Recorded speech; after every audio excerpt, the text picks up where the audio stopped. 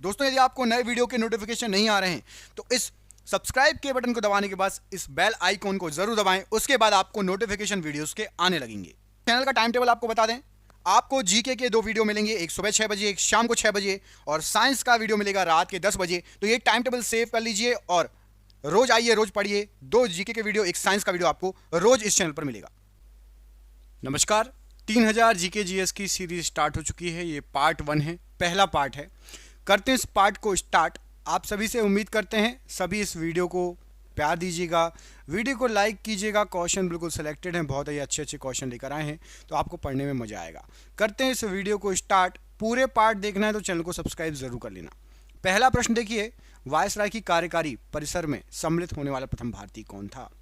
तो वायसराय की कार्यकारी परिसर में सम्मिलित होने वाले सबसे पहले जो भारतीय थे वो थे सत्येंद्र प्रसाद सिन्हा जी।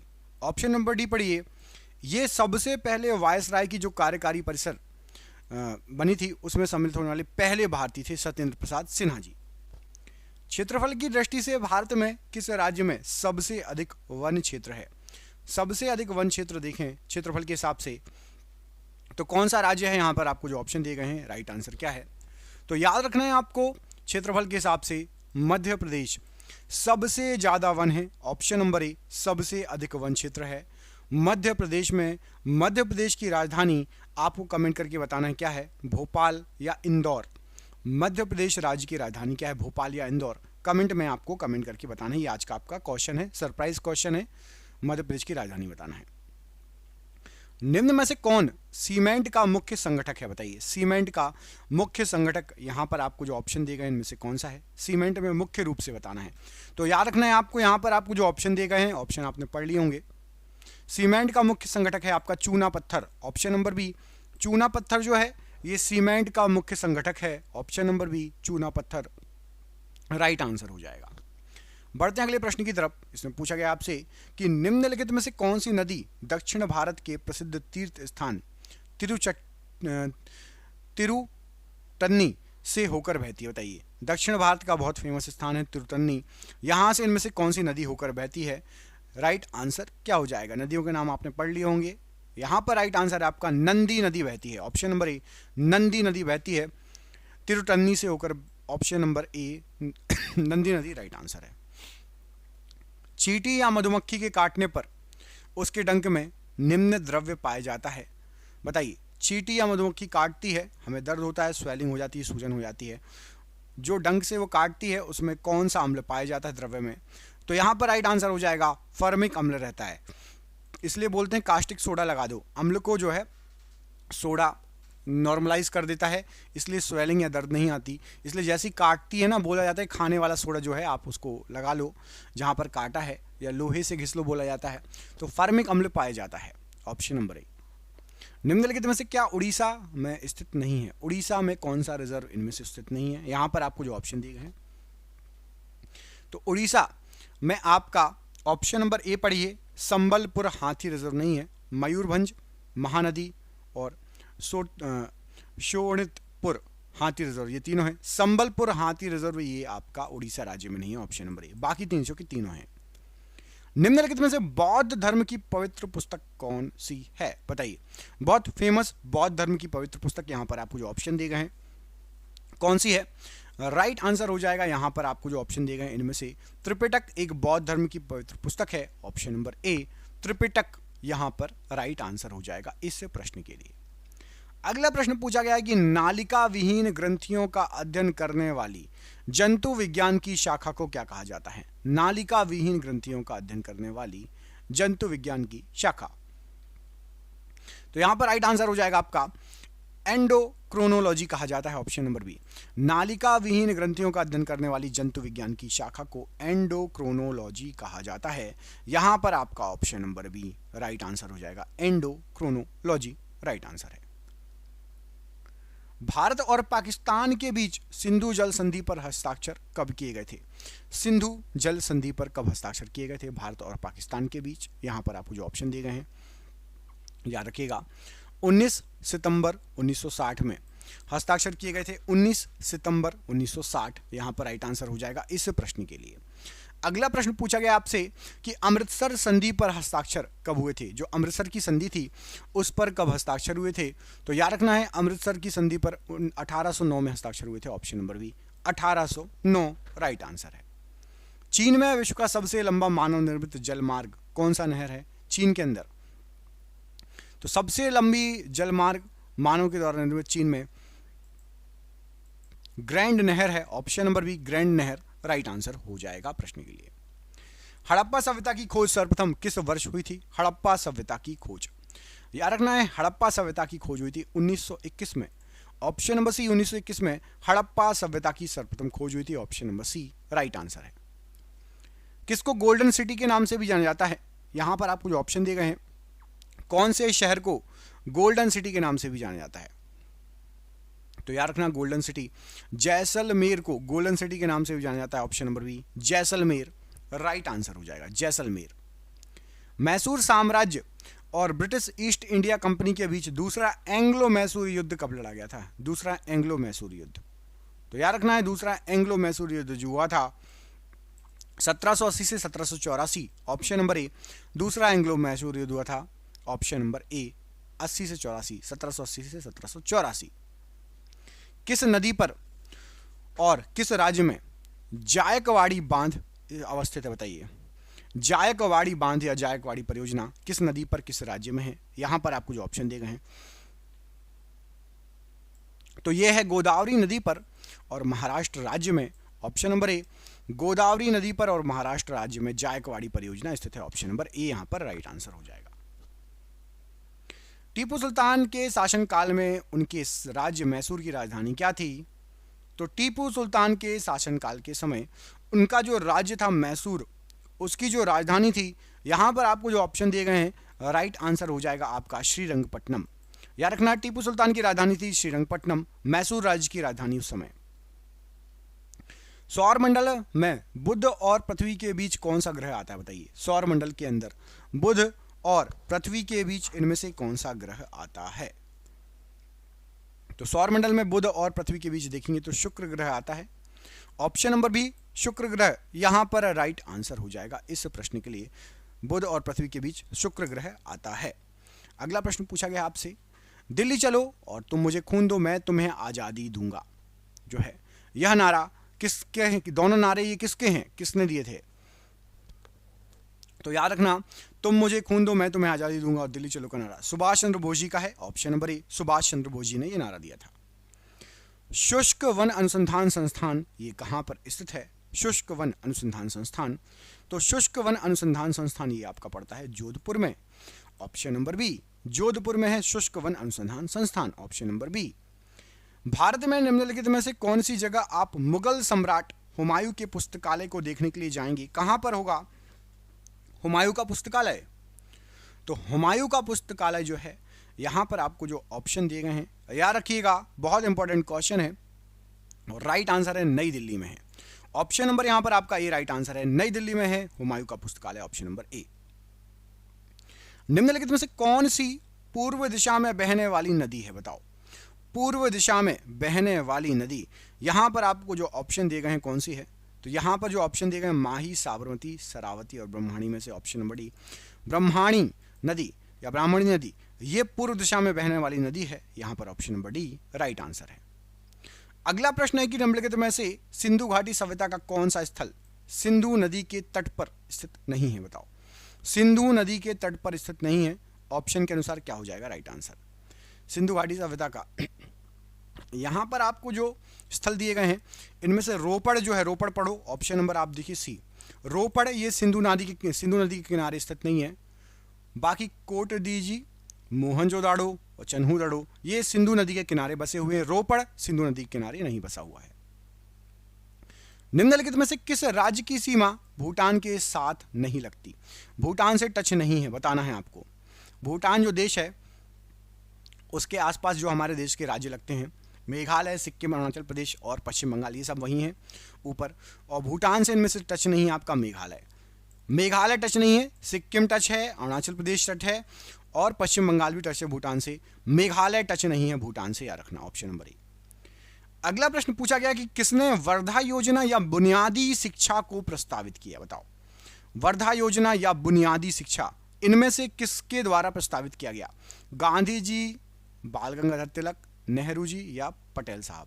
तो याद रखना, बुनियादी शिक्षा या वर्धा योजना के लिए महात्मा गांधी जी ने प्रस्तावित किया था। Option number A, Mahatma Gandhi ji ने इसको प्रस्तावित किया था, राइट आंसर हो जाएगा।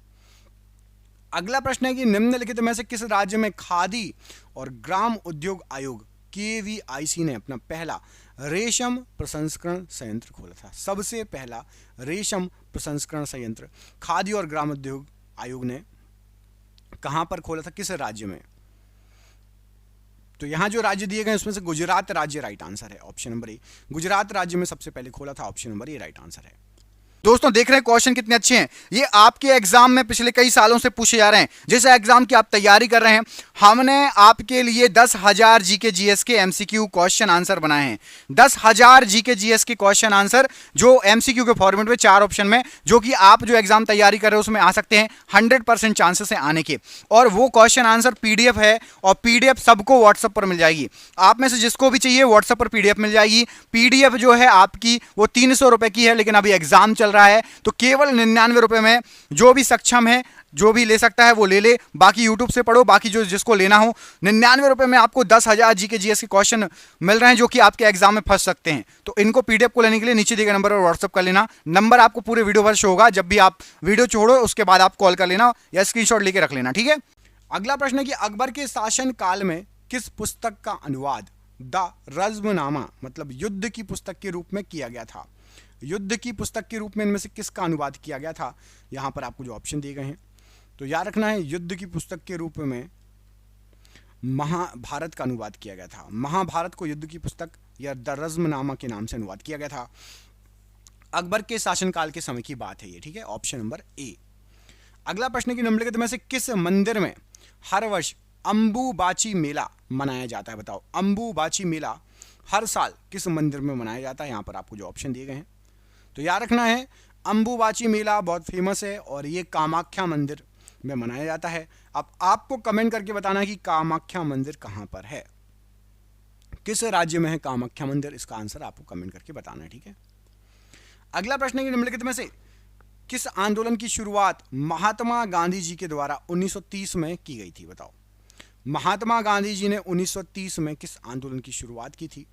तो यहां पर आपको याद रखना है कि सविनय अवज्ञा आंदोलन, ऑप्शन नंबर बी, सविनय अवज्ञा आंदोलन, इसकी शुरुआत महात्मा गांधी जी ने 1930 में की थी। ऑप्शन नंबर यहां पर आपका राइट आंसर हो जाएगा, ऑप्शन नंबर बी। निम्नलिखित में से कौन सा राज्य बांग्लादेश के साथ अपनी सीमा साझा नहीं करता? बताओ, बांग्लादेश के साथ टच नहीं है। यहां पर आपको जो राज्य दिए गए हैं उनमें से कौन सा राज्य है जो बांग्लादेश से टच नहीं है? तो याद रखना है, यहां पर आपको जो राज्य दिए गए हैं उनमें से मणिपुर बांग्लादेश से टच नहीं है, मेघालय टच है, असम है, त्रिपुरा है। मणिपुर बांग्लादेश से टच नहीं है, option number A, Manipur touch नहीं है, याद रखना है, ठीक है। अगला क्वेश्चन है, भारत सरकार ने 1948 में ऑपरेशन पोलो कोड नेम के तहत किसको अपने अधिकार में ले लिया था? ऑपरेशन पोलो किसको अधिकार में लेने के लिए चलाया गया था? बहुत इंपॉर्टेंट क्वेश्चन है और याद रखना है कि हैदराबाद ने मना कर दिया था कि भैया हम भारत में विलय नहीं होंगे, तो हैदराबाद को विलय करने के लिए ऑपरेशन पोलो चलाया गया था। ऑप्शन नंबर बी, ऑपरेशन पोलो हैदराबाद को विलय करने के लिए चलाया गया था, राइट आंसर है। निम्नलिखित मठों में से कौन सा मठ सिक्किम में स्थित है? बताइए, सिक्किम में इनमें से कौन सा मठ स्थित है? यहां पर आपको जो ऑप्शन दिए गए हैं इनमें से सिक्किम में कौन सा मठ स्थित है? तो यहां पर आपको जो ऑप्शन दिए गए हैं इनमें से रूमटेक मठ, ऑप्शन नंबर बी, रूमटेक मठ ये सिक्किम में स्थित है। ऑप्शन नंबर बी, रूमटेक मठ राइट आंसर हो जाएगा प्रश्न के लिए। अगला प्रश्न है कि प्राचीन भारत के राजाओं की प्रशंसा में रचित शिलालेख को किसके रूप में जाना जाता है? प्राचीन भाषाओं के राजाओं के प्रशंसा के लिए शिलालेख जो बने थे उनको किस रूप में जाना जाता है? तो याद रखना उनको प्रशस्तियां कहा जाता है, प्रशस्तियों के रूप में जाना जाता है, ऑप्शन नंबर डी। अगला प्रश्न है कि दिसंबर 2019 में हिमाचल प्रदेश में रोहतांग गलियारे या दर्रे का नाम बदलकर क्या रखा गया था? तो दिसंबर 2019 में हिमाचल प्रदेश में रोहतांग दर्रे या गलियारे का नाम बदल के अटल टनल या अटल सुरंग रख दिया गया था। ऑप्शन नंबर डी, अटल टनल या अटल सुरंग राइट आंसर हो जाएगा। अगला क्वेश्चन है कि निम्नलिखित युग्मों में से कौन सा युग्म पहाड़ी दर्रों के संदर्भ में सही है? कोई एक सही है, कोई एक दर्रा सही दिया गया है। तो यहां पर आपको जो दर्रे दिए गए इनमें से लिपू लेख दर्रा उत्तराखंड राज्य में है, केवल ये सही दिया गया है। लिपू लेख दर्रा उत्तराखंड राज्य में है। अब आपको कमेंट करके बताना है, ऑप्शन नंबर सी पढ़ो रोहतांग दर्रा। कमेंट करके बताओ कि रोहतांग दर्रा किस राज्य में है। ऑप्शन दे देता हूं, हिमाचल प्रदेश या अरुणाचल प्रदेश।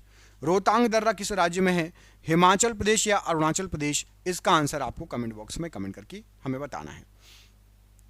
अगला क्वेश्चन है, महात्मा गांधी जी और मोहम्मद अली जिन्ना दोनों के गुरु कौन थे? बताइए। महात्मा गांधी जी और मोहम्मद अली जिन्ना इन दोनों के गुरु कौन थे? यहां पर आपको जो ऑप्शन दिए गए हैं राइट आंसर क्या हो जाएगा? तो याद रखना है, महात्मा गांधी जी और मोहम्मद अली जिन्ना दोनों के गुरु थे Gopal Krishna Gokhale ji. Option number C, Gopal Krishna Gokhale ji दोनों के गुरु थे। Option number C right answer है। निम्नलिखित नदियों में से कौन सी नदी जबलपुर के निकट धुआंधार जलप्रपात का निर्माण करती है? तो जबलपुर के निकट धुआंधार जलप्रपात का निर्माण, यहां पर आपको जो नदियां दी गई हैं उसमें से नर्मदा नदी करती है। ऑप्शन नंबर सी, नर्मदा नदी जबलपुर के निकट धुआंधार जलप्रपात का निर्माण करती है। ऑप्शन नंबर सी यहां पर बिल्कुल सही आंसर है आपका। अगला प्रश्न देखिए, भारत के प्रथम पिछड़ा वर्ग आयोग का नेतृत्व किसने किया था? भारत के सबसे पहले पिछड़ा वर्ग आयोग का जो नेतृत्व है, यहां पर आपको जो ऑप्शंस दिए गए हैं किसके द्वारा किया गया था? तो आपको याद रखना है कि काका कालेलकर जी, ऑप्शन नंबर सी पढ़िए, काका कालेलकर जी के द्वारा सबसे पहले पिछड़ा वर्ग आयोग का नेतृत्व किया गया था। ऑप्शन नंबर यहां पर आपका सी बिल्कुल सही आंसर हो जाएगा। नदी के उस ज्वारी मुहाने को क्या कहा जाता है जहां मीठे और ताजे खारे जल सम्मिलित होते हैं? मीठे और खारे पानी आपस में मिलते हैं, नदी के उस ज्वारी मुहाने को क्या कहा जाता है? तो यहां पर राइट आंसर हो जाएगा, वो ज्वारी मुहाना आपका कहलाता है ज्वार नद मुख या एश्वरी। ऑप्शन नंबर ए, एश्वरी या ज्वार नदमुख यहां पर प्रश्न के लिए बिल्कुल सही आंसर है। एश्वरी या ज्वार नदमुख राइट आंसर हो जाएगा। अगला प्रश्न है, रामकृष्ण मिशन के संस्थापक कौन थे? रामकृष्ण मिशन के संस्थापक इनमें से कौन थे? तो याद रखना है आपको, रामकृष्ण मिशन के संस्थापक थे स्वामी विवेकानंद जी। ऑप्शन नंबर सी, स्वामी विवेकानंद जी। अगला प्रश्न है कि विश्व का एकमात्र तैरता हुआ डाकघर किस झील में स्थित है? एकमात्र तैरता हुआ डाकघर किस झील में स्थित है? याद रखना है आपको, डल झील में विश्व का एकमात्र तैरता हुआ डाकघर स्थित है। ऑप्शन नंबर ए, डल झील बिल्कुल सही आंसर हो जाएगा। अगला प्रश्न कि बाबर ने वर्ष 1528 में चंदेरी में निम्नलिखित में से किसे पराजित किया था? तो बाबर ने 1528 ईस्वी में चंदेरी में मेदिनी राय को पराजित किया था। ऑप्शन नंबर यहां पर आपका बी राइट आंसर है, मेदिनी राय प्रश्न के लिए बिल्कुल सही आंसर हो जाएगा। पटकाई बम पहाड़ियां भारत के किस भाग में स्थित है? पटकाई बम पहाड़ियां, तो याद रखना कि पटकाई बम पहाड़ियां भारत के पूर्वी भाग में स्थित है। ऑप्शन नंबर डी, भारत के पूर्वी भाग में स्थित है, राइट आंसर हो जाएगा, भारत के पूर्वी भाग में। निम्नलिखित में से कौन कांग्रेस सोशलिस्ट पार्टी के संस्थापकों में से एक था? तो कांग्रेस सोशलिस्ट पार्टी के संस्थापकों में से एक, यहां पर आपको जो ऑप्शन दिए गए हैं, राम मनोहर लोहिया जी थे। Option number A, Ram Manohar Lohia ji. अगला प्रश्न है कि रामसर सम्मेलन का लक्ष्य किसका संरक्षण करना है? रामसर सम्मेलन का लक्ष्य किसका संरक्षण करना है? तो याद रखना है कि रामसर साइट ये आर्द्र भूमियों के लिए है, आर्द्र भूमियों का संरक्षण इसका लक्ष्य है। ऑप्शन नंबर सी, आर्द्र भूमियों का संरक्षण होता है रामसर सम्मेलन में, ठीक है। निम्नलिखित में से कौन 1857 में अंग्रेजों के खिलाफ विद्रोह में इलाहाबाद, जिसको प्रयागराज, के एक नेता थे? तो 1857 में अंग्रेजों के खिलाफ प्रयागराज या इलाहाबाद से मौलवी लियाकत अली जी ने विद्रोह किया था, नेता थे ये। ऑप्शन नंबर ए, मौलवी लियाकत अली प्रश्न के लिए राइट आंसर है।